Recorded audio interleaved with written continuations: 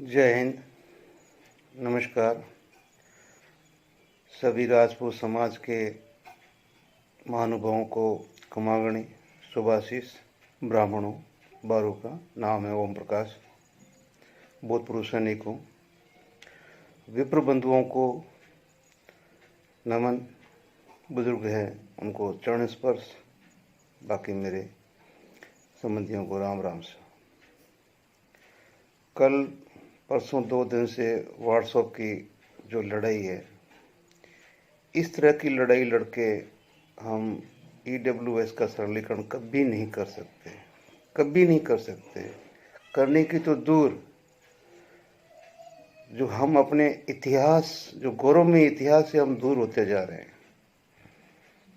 मैं सभी जो बुद्धिजीवी बुजुर्ग हैं उनसे हाथ जोड़ के एक विनती करता हूं कि आपसे अच्छी तरह से, क्योंकि सब कहानियां आपने सुनी हैं, चाहे वो गांव से हैं, चाहे शहर से हैं, चाहे किसी ने इसी हमारे कौम से डॉक्टरेट कर लिया, किसी ने कुछ कर लिया, किसी ने खोज कर ली है, लेकिन सब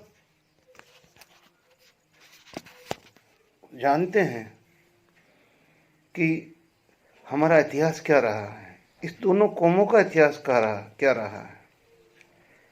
जब हम रामायण में जाते हैं तो भगवान राम क्या बोलते हैं लक्ष्मण को? लक्ष्मण, एक राजपूत का, एक क्षत्रिय का धर्म है गौ और ब्राह्मण की रक्षा करें, ब्राह्मण शिक्षा का प्रसार करे, बाकी जिनको जो व्यवस्था दी है समाज की, वो अपनी समाज व्यवस्था को परिपूर्ण करे। उन्होंने कहीं भेदभाव की वो नहीं बताया। हम कृष्ण युग में आते हैं तो महाभारत के अंदर भी ब्राह्मण सुदामा और श्री कृष्ण की दोस्ती एक संदेश देती है, और साथ में ब्राह्मणों को भी एक चीज बोलती है कि सुदामा जी का एक नियम था कि वो सिर्फ 4 घड़ी भिक्षा मांगते थे, उसी में वो संतुष्ट होते थे। तो संतुष्टि ब्राह्मण का बहुत बड़ा धन है, पुण्य है। और आज भी मैं जब गांव जाता हूं, देखता हूं शादी ब्याह समारोह के अंदर लाखों रुपए का खर्च होता है। लाखों रुपए का तो मतलब टिकट होता है अपने राजपूत समाज में। जब पंडित जी की बारी आती है तो पंडित जी आप 500 रुपये ले लीजिए, ये 1100 रुपये ले लीजिए। ये मैं अगर झूठ बोलूं तो आप बताइएगा। मेरा ये कोई मैं मांगने के लिए नहीं आपके सामने आया हूं। मैं आया हूं कि हमें अगर सरकार से अपना हक लेना है तो अगर मैं इसमें बाकी कौमें भी आती है, लेकिन अगर ये 2 कौमें आगे नहीं रही तो EWS सरलीकरण कभी भी नहीं हो सकता। आरक्षण रूपी दानव हमारी कौम को खा जाएगा। इन दोनों कौमों की जो प्रतिभाएं हैं, आज वो जीवन समाप्त करने के लिए तैयार है, क्योंकि इतने महंगे संस्थानों में कोचिंग करना, पढ़ना, लिखना, मेहनत करना, परसेंटेज लाना, और उसके बाद में वो आज 98% पे है, लेकिन वो 50% वाला जो बंदा है वो निकल जाता है और ये मुंह देखता रह जाता है। तो ये जो हमारे बीच में जो ये दरार पैदा की है इस वोट की राजनीति ने, ये तो एक दिन विस्फोट तो होना ही होना है। देखो भी, कोई भी आदमी अपना हक तो नहीं छोड़ेगा। 75 साल में आरक्षण दे दिया, अब कोई समाज आज तक अगर इंडिपेंडेंट नहीं हुआ बिल्कुल ही, तो आगे क्या होगा? क्यों नहीं सरकार को हम इसके साथ में ये भी करें कि भाई आर्थिक आधार पे आ जाओ, बाकी जातिवाद को छोड़ दो, जातिवाद को छोड़ दो, EWS के साथ में ही आर्थिक आधार पे आ जाओ अगर आरक्षण रखना है, नहीं तो इस दानव को खत्म करो। देश बिल्कुल ही विस्फोट के मुहाने पे बैठा है। क्यों? कि नौकरियां सृजित हो नहीं रही है। अगर थोड़ी बहुत सृजित होती है तो वो उनके कोटे में चली जाती है और बाकी रह जाते वैसे ही। EWS थोड़ा सा माध्यम मिला था कि कुछ बच्चे जो है प्रतिभाशाली वो निकल जाएं, लेकिन आज ये जो लड़ाई देखता हूं तो बहुत शर्म आती है कि हम लोग लड़ रहे हैं। आपस में हमारे युवा एक दूसरे को धमकी दे रहे हैं। एक बना साहब बोल रहे हैं कि थोड़े बहुत बच्चे हैं आपको मानने वाले, वो भी अभी मानना छोड़ देंगे। अरे बनाश्री, बुजुर्गों से पूछो, आज भी 90 साल के अगर कोई ठाकुर साहब जा रहे हैं और सामने ब्राह्मण का 5 साल का बच्चा भी आता है तो अपनी राजस्थान बोलते हैं गुरिया पगे लागू। वो बच्चा नहीं जानता कि मुझे वापस क्या कहना है, लेकिन वो ठाकुर साहब जो 90 साल के, वो अपना धर्म निभाते हैं कि मेरे सामने एक ब्राह्मण का बच्चा आ गया है, इसको मुझे ये, जबकि वो इतने पढ़े लिखे कोई डॉक्टरेट नहीं किए हुए हैं। ये संस्कृति है जो उनको उनके बुजुर्गों ने दी थी। आज हम अपने बच्चों को क्या दे रहे हैं, ये सोचने के लिए मैं दोनों समाज से विनती करूंगा कि सोचिए कि हमारी ये पीढ़ियां कहाँ जा रही है। इतना अहंकार कहाँ से आ गया है? क्या आप लोगों के हाथ में लग गया है जिससे आप इस अहंकार से कुछ प्राप्त कर लेंगे? आप न तो समाज के रहेंगे, न देश के रहेंगे, न घर के रहेंगे, न घाट के रहेंगे। इतिहास देखो, एक क्षत्रिय की शक्ति और एक ब्राह्मण की बुद्धि ने सम्राट बन के इतिहास के अंदर विश्व पे राज किया है। ये भारत का गौरवमय इतिहास है, क्षत्रिय और ब्राह्मण का। एक ब्राह्मण ने चोटी खोल के किसी को पकड़ के क्षत्रिय बना दिया। जैसे हमारे सेना में होता ना, किसी कौम से आई है, अगर आपके अंदर क्षत्रित्व का भाव जग गया तो आप सैनिक बन के देश के लिए लड़ेंगे। और किसी कौम से आई है, अगर क्षत्रित्व भाव नहीं जगा तो आप जाके बूट पॉलिश कीजिए। फिर वो लोग चाहे ब्राह्मण हो, चाहे क्षत्रिय हो, चाहे किसी कौम से हो, जिसके अंदर वो भाव जागृत नहीं होता है, वो जाके फिर बूट पॉलिश ही करता है, अपनी पूरी नौकरी करके और पेंशन चला आता है, लड़ाई देखता ही नहीं है। तो आज भी समाज के अंदर अभी भी हमारे पश्चिमी राजस्थान के अंदर जो संस्कार प्रथाएं आज भी चल रही है, वो सबको आज उदाहरण के लिए, रास्ता दिखाने के लिए। जितना सद्भाव हमारे पश्चिमी राजस्थान में ब्राह्मण और राजपूत कम्युनिटी में है, ये हमारे भारत में और कहीं देखने को नहीं मिलेगा। और हम लोग भी इस तरह करेंगे तो दुश्मन तो मुंह बाएं बैठा है कि कैसे इनको निगलो, वो निकल जाएगा। लेकिन क्षत्रिय की तलवार और ब्राह्मण का तेज उसके मुख में समाएगा नहीं, जला देगा, भस्म कर देगा उसको। इसलिए मैं कोई आपको लड़ने के लिए नहीं उकसा रहा हूं, लेकिन दोनों कम्युनिटी को एक साथ, और साथ में हमारे बच्चे ऐसा क्यों कर रहे हैं, उनके अंदर ऐसी भावना क्यों जागृत हुई है, इसको अभी हमने कंट्रोल नहीं किया तो मुझे लग रहा है कि ये दो राहों पे चल पड़ेंगे। और ये दो राहों पे चले गए तो हम दोनों का अस्तित्व समाप्त है साहब। आप मान लीजिए, मैं इसके पीछे एक कर्नल साहब की बाइट लगाऊंगा। वो कर्नल साहब ने अच्छा, उनका मेरे को वक्तव्य लगा, और मैंने सोचा कि जब भी कभी मैं अपने कौम के लिए वीडियो बनाऊंगा तो मैं उसमें उस साहब की वो क्लिप लगाऊंगा। इतिहास साक्षी है, धर्म ग्रंथ साक्षी है, सब कुछ साक्षी है, ब्रह्मांड साक्षी है कि इस जोड़ी को हमेशा ही इस संसार को जरूरत रही है। कलयुग आ गया है, अपने चरम सीमा पे है। दोनों को अपनी अपनी संस्कृति को पहचानना चाहिए। और साथ में ये कहूँगा कि अभी टीवी का युग है, अपने घरों के अंदर गीता का ऑडियो चलाइए, रामायण को बच्चों को दिखाइए, महाभारत को दिखाइए। क्यों कि हमें अपने बच्चों को अगर हम संस्कार नहीं दे पाए तो वो गलती हमारी होगी, हमारी बच्चों की नहीं होगी। बच्चों को क्या है, मैंने देखा है, बस कोई ब्राह्मण का बच्चा या तो ठीक ठाक हो गया तो जा भाई खाती का काम कर ले, जा तो खेत का काम कर ले, पढ़ाने लिखाने में किसी का इंटरेस्ट बहुत कम है।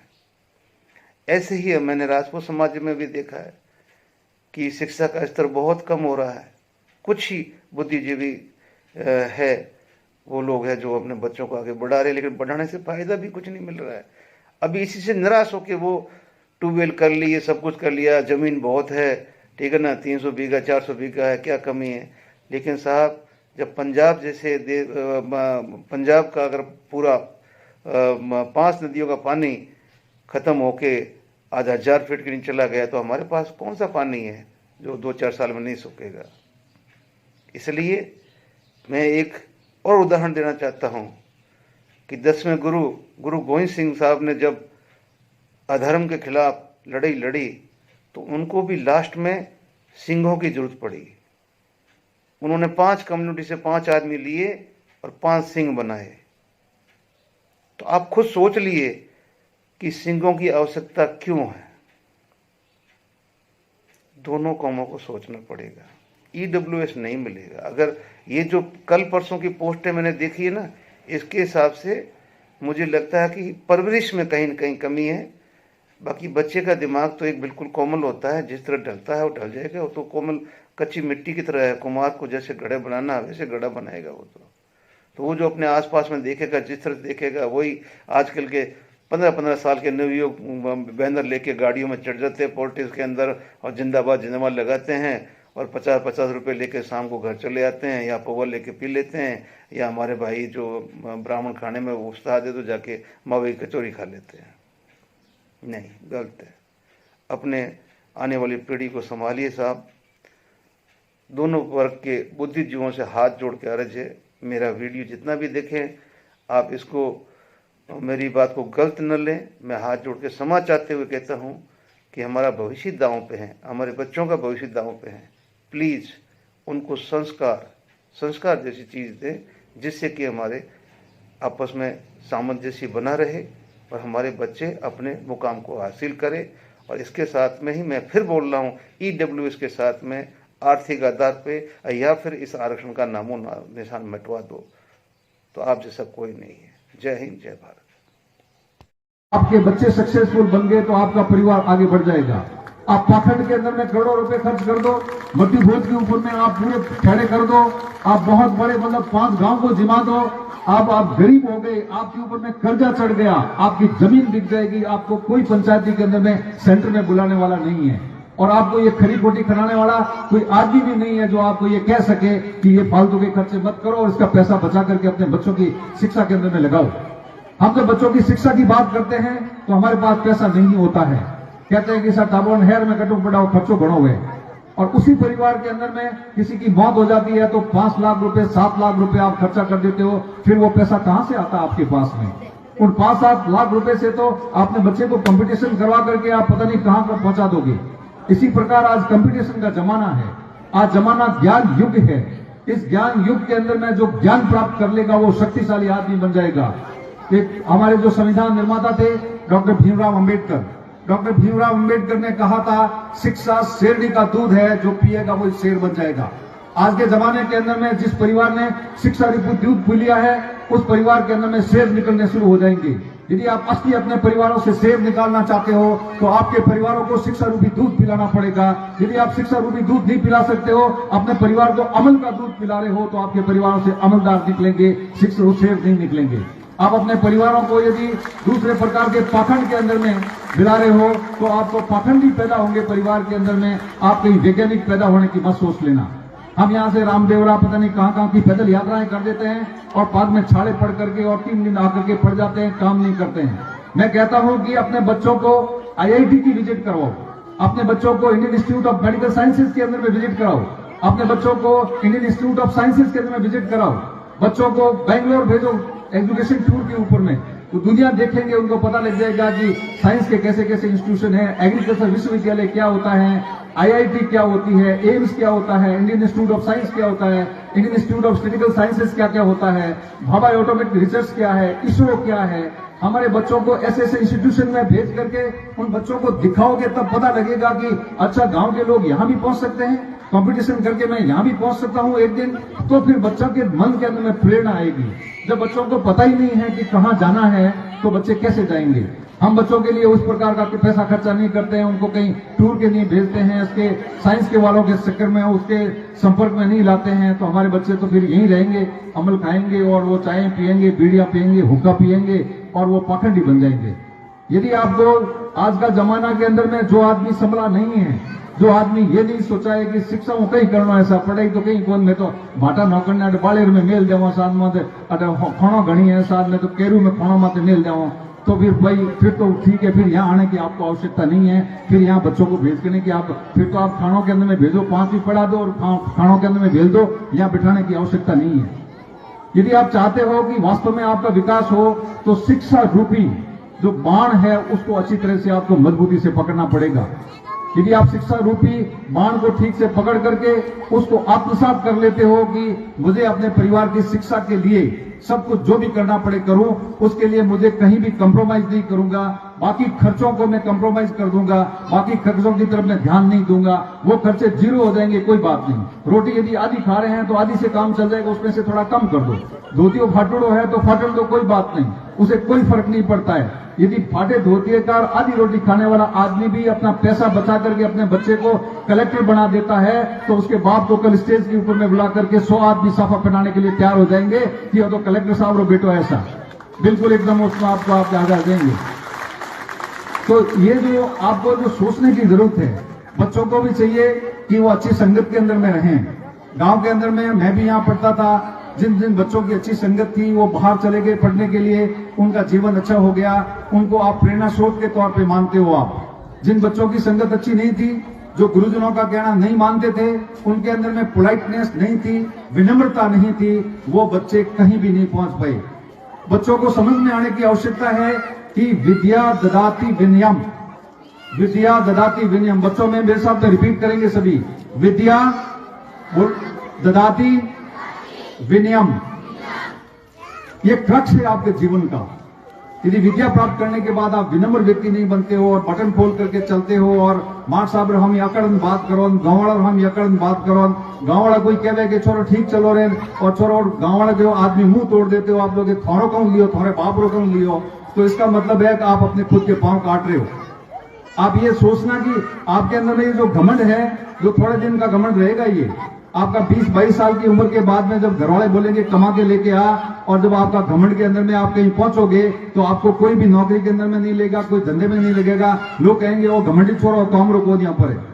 तो आपको शिक्षा के माध्यम से सबसे पहले ये सीखने की आवश्यकता है कि आप विनम्र बने, आपकी भाषा सभ्य हो, आप अच्छे लोगों के संपर्क के अंदर